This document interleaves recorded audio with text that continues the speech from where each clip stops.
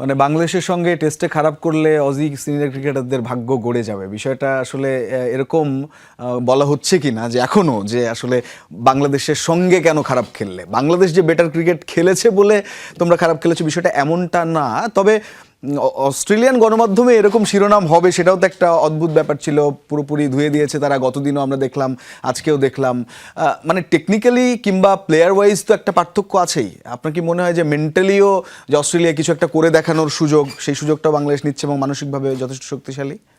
Australia তো মাইটি Australia বলে, এই জায়গা থেকে অস্ট্রেলিয়া টেস্ট কিন্তু জিততে পারে, কিন্তু অস্ট্রেলিয়াকে কি যে নাড়িয়ে দেওয়া গেছে এটা প্রমাণিত। রাইট। না হলে টানা 6টা সেশন আপনি জিততে পারতেন না। প্রথম সেশন সম্ভব, দ্বিতীয় সেশন সম্ভব, একটা পুরো দিনও সম্ভব, কিন্তু টানা 2টা দিন অস্ট্রেলিয়ার এগেনস্টে ইন দ্য অস্ট্রেলিয়া, এটা not a matter of joke. এবং আপনি যদি তাদের 4জন বোলার দেখেন, 1600 টেস্ট উইকেট, তো এটা আসলে অবিশ্বাস্য।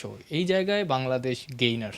এই যে ডিপার্টমেন্ট, এই ডিপার্টমেন্ট তো বিশ্বের যে কোনো ব্যাটারকেই ধসিয়ে দিয়েছে, সেই জায়গায় আলাদা করে আসছে। এখন আপনি যে বললেন যে ফলাফল এখান থেকে অস্ট্রেলিয়ার পক্ষে যেতে পারে, ওই জায়গাটায় যদি আসি তাহলে এখনও 153 রানের লিড বাংলাদেশের। এই ইনিংসটা আমরা খুব বেশি হয়তো আর এক্সপেক্ট করতে পারি না, আপনি সেটাও বলবেন। তারপর অজিরা যখন সেকেন্ড ইনিংসে ব্যাট করবে, আপনার কি মনে হয় যে উইকেট ওভারঅল সব কিছু বিবেচনায় এই টেস্টটা ফলাফলের দিকে যাচ্ছে কিনা, নাকি অজিরা বেটার ব্যাট করে এই টেস্টটা বাংলাদেশের সামনে কি সুযোগ আছে? এটাকে মানে হঠাৎ করেই কি 400 রান ইনিংস খেলা সম্ভব এক ইনিংসে? এখানে উইকেটটা বা ব্যাটিং পুরোপুরি বদলে যাওয়া সম্ভব?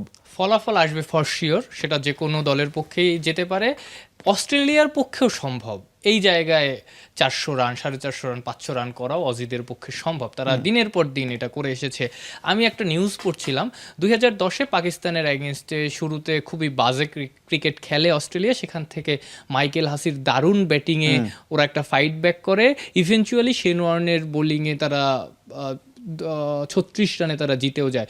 ওই ম্যাচটাকে তারা ধরতে চাচ্ছে যে ওয়ান অফ দ্য, যে ম্যাচটাকে তারা চিন্তা করতে পারে যে নট অনলি টেস্ট না, মানে তারা ওয়ার্ল্ড কাপ থেকে শুরু করে হোয়াইট বল সব ফরম্যাটে কিন্তু এই মানসিকতাটা নিয়েই থাকে যে একেবারে হেরে না যাওয়ার আগ পর্যন্ত তারা হারেন না, এবং কামব্যাক করে ম্যাচ জেতার ইতিহাস তো বহু আছে। ভারতের সঙ্গে বোধহয় ফাইনালেও আছে ওয়ার্ল্ড কাপে। অস্ট্রেলিয়ার এই ধরনের রেকর্ড আসলে অনেক। আপনি দেখবেন যে তারা হয়তো খুবই, আপনি যে ওয়ার্ল্ড কাপের কথা বললেন 2023, প্রথম 3টা ম্যাচে অস্ট্রেলিয়া হেরেছিল। কেউ এক্সপেক্ট করেছে তারা চ্যাম্পিয়ন হবে? তাদের তো সেমিফাইনালের রেসেই কেউ রাখেনি। কিন্তু টেকনিক্যালি আপনি এই টেস্টে বাংলাদেশের জয়ের সম্ভাবনা কতটা দেখছেন এবং কেন, কিভাবে? আমি 70% দেখছি।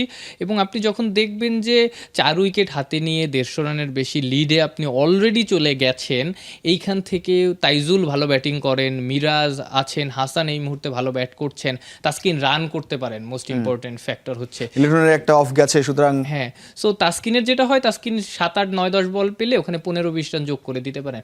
সো এই জায়গায় আমি দেখছি অ্যাটলিস্ট 200 রানের লিড, 200 রানের লিড যখন আপনার সামনে, আপনাকে এই ম্যাচ জিততে হলে অ্যাটলিস্ট 500 রান করতে হবে।